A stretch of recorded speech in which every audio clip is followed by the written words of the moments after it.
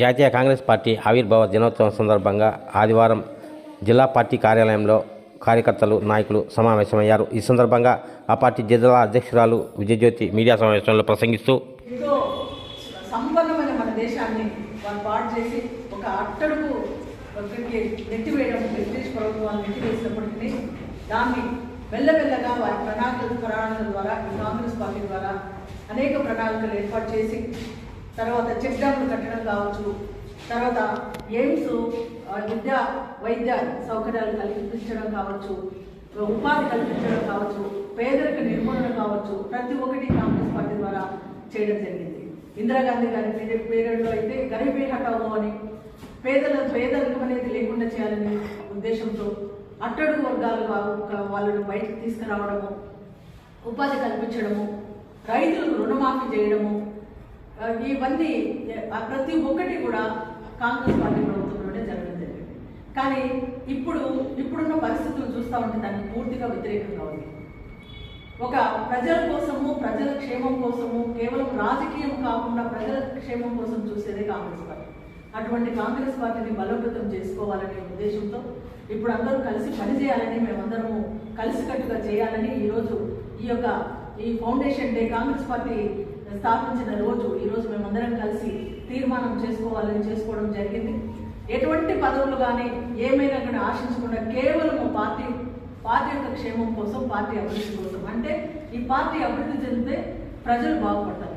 కేవలం ప్రజాక్షేమం కోసం ఈ పార్టీని బలోపేతం చేయడానికి మేమందరం కలిసికట్టుగా ఎటువంటి స్వార్థం లేకుండా పనిచేయాలని మేమందరం తీర్మానించుకోవడం జరిగింది. అసలు కుల మతాలను రెచ్చగొడుతూ సహోదరత్వం అనేది లేకుండా, మనది కులమతాలకు అతీతమైన దేశం, అసలు ప్రపంచంలోనే మన దేశానికి ఒక ఘన చరిత్ర ఉంది, దాన్ని తోసివేసింది ఇప్పుడున్న ప్రభుత్వం. ఎటువంటి పరిస్థితుల్లో చూస్తా అంటే యువతకు ఉద్యోగాలు లేవు, రైతులకు రుణమాఫీ లేవు, గిట్టుబాటు ధర లేదు. తర్వాత ఇప్పుడు అసలు అదంతట్లో పోలిస్తే మనం బ్రతకడానికి కరెక్ట్గా మనం కలిసి ఎలాంటి గొడవలు లేకుండా బ్రతకడానికి లేకుండా కులమతాలను మెచ్చుకుంటాం. కాబట్టి ఇటువంటి పరిస్థితుల్లో తిరిగి కాంగ్రెస్ పార్టీ అధికారంలోకి వస్తేనే ఈ భారతదేశం బాగుపడుతుంది.